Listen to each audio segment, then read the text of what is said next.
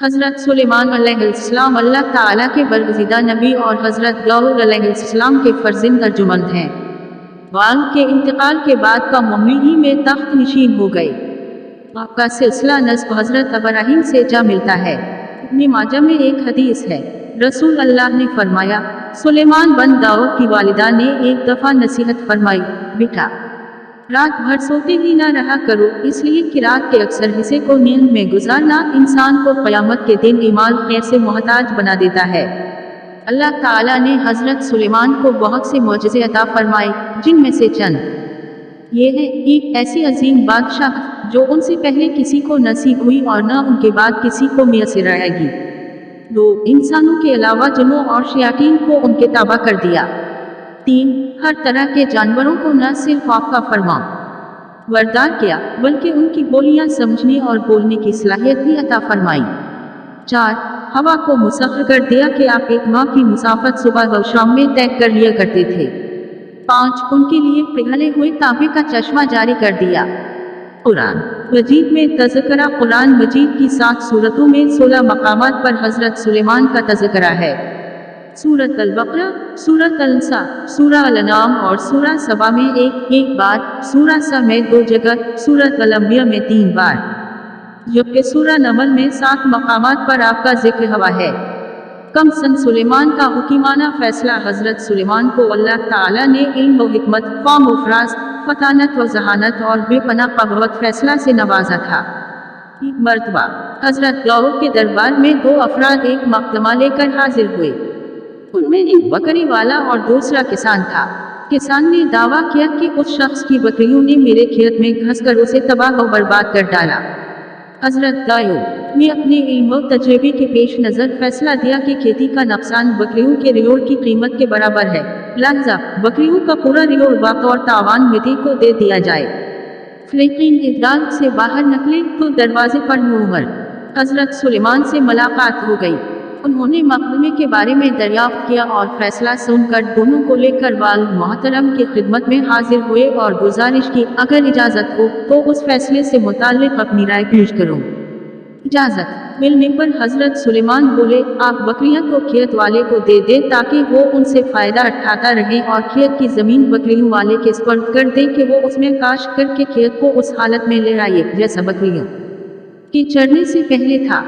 फिर खेत वापस किसान को दे दे और बकरियां बकरी वाले को। हज़रत दाऊद को ये फैसला बहुत पसंद आया।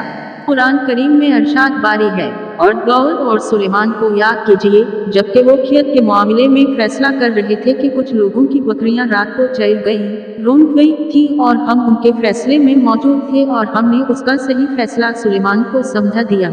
सूरत अल-अंबिया अनासई।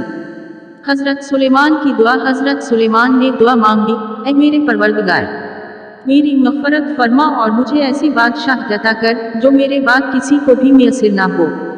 बेशक तो बड़ा अता फरमाने वाला है। सूरह से 35। हज़रत सुलेमान की ये दुआ अल्लाह के दीन के ग़लबे ही के लिए थी, चुनांचे अल्लाह अज़्ज़ व जल ने दुआ कबूल फरमाई और उन्हें अज़ीम अल-शान हुकूमत अता फरमाई। आप तक़लीम के बादशाह थे। दुनिया की हर शय आपकी मती और फरमा बरदार थी। हवा को हुक्म देते तो वो महीनों का सफ़र घंटों में तय कर देती। चंद परिंद हर हुक्म की ताबादारी के लिए हाजिर होते। सरकश जन्नात हर वक्त हाथ बांधे अहकामात की बजा आवड़ी के लिए तैयार रखते और शयातीन जंजीरों में जकड़े रहते। सूरत अल-अंबिया में इरशाद है, और हमने तेज हवा सुलेमान की ताबा कर दी जो उनके हुक्म से उस मुल्क में चलती थी जिसमें हमने बरकत दी थी, यानी मुल्क शाम, और हम हर चीज़ से बाखबर हैं। आयत का सही। हज़रत हसन बसरी फरमाते हैं कि हवा के मुसख्खर करने का वाक़या हज़रत सुलेमान के साथ उस वक्त पेश आया जब आप अपने लश्करी घोड़ों के मुआयने में मसरूफ़ थे। उस असना में आपके असर की नमाज फवत हो गई। चूँकि उस गफलत का सबब घोड़े बने थे, लिहाजा उन्होंने अपने उन खूबसूरत और बेश वहाँ घोड़ों को ज़बह कर दिया। हज़रत सुलेमान ने जब अपनी सवारी के जानवर कुर्बान कर दिए तो अल्लाह ताला ने उन्हें उसे बेहतर सवारी अता फरमा दी, करते भी और हवा को मसख्खर कर दिया। हज़रत सुलेमान के उन घोड़ों का वाक़या कुरान करीम की सूरह से की आयत 31, 32, 33 में मौजूद है। अरशाद बारी है, और हमने सुलेमान के लिए हवा को मस्ख कर दिया कि सुबह के मंजिल महीने भर की होती थी और शाम की मंजिल भी। सूरह सबा 12। यानी हजरत सुलेमान माहियान सल्तनत और मुश्किल तख्त पर बैठ जाते और जधर आपका हुक्म होता, हवाएं उसे इतनी रफ्तार से ले जाते कि एक महीने जितनी मुसाफत सुबह से दोपहर तक की एक मंजिल में तय हो जाती और फिर इसी तरह एक महीने की मुसाफत दोपहर से रात तक में, यानी उस तरह एक दिन में 2 महीनों की मुसाफत तय होती। इब्ने अबी हातिम ने हजरत सईद बिन जबीर से नकल किया है कि तख्त सलीमानी पर 6 लाख कुर्सियां रखी जाती थी, जिन पर हजरत सुलेमान अलैहिस्सलाम के साथ अहले ईमान इंसान और उनके पीछे अहले ईमान जन्नात बैठते।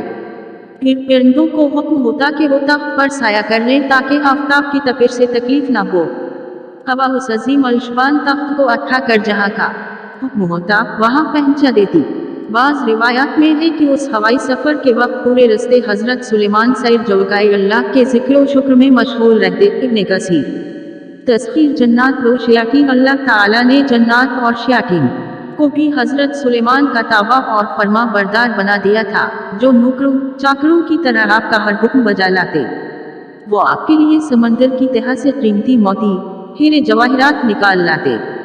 हजरत सुलेमान को बड़ी और खूबसूरत इमारतें बनाने का शौक था, चनाचा वो आपके हुक्म पर शानदार इमारतें बनाते। अगर उनमें से कोई सरकशी करता तो हजरत सुलेमान उसे सजा देते और जंजीरों में जकड़ देते।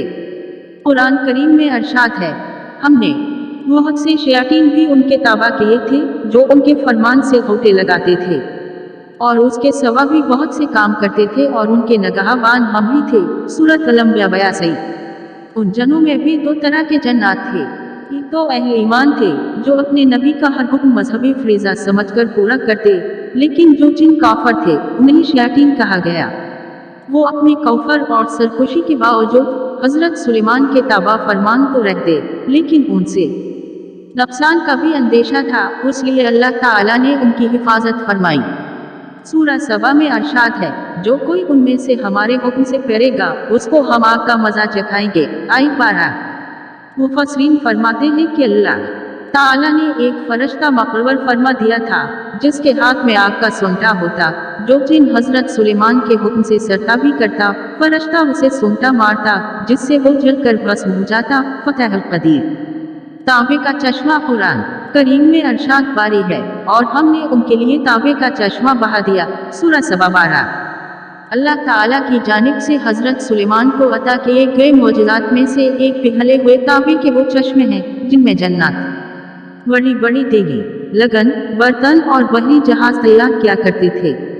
तौरात और जदीद तारीखी तहकीकात से पता चलता है कि हजरत सुलेमान ने बड़े पैमाने पर बहरी तजारत का सिलसिला शुरू किया था।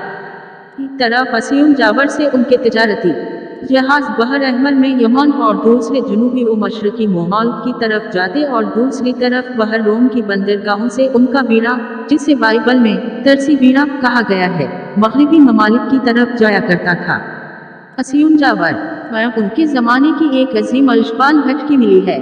आसार कदीमा के माहिरीन का अंदाज़ा है कि यहाँ ऐदून के इलाके अरबा की कानों से खाम लोहा और तांबा लाया जाता और उस भट्टी में पिघला कर इसे दूसरे कामों के अलावा जहाज साजी में भी इस्तेमाल किया जाता था।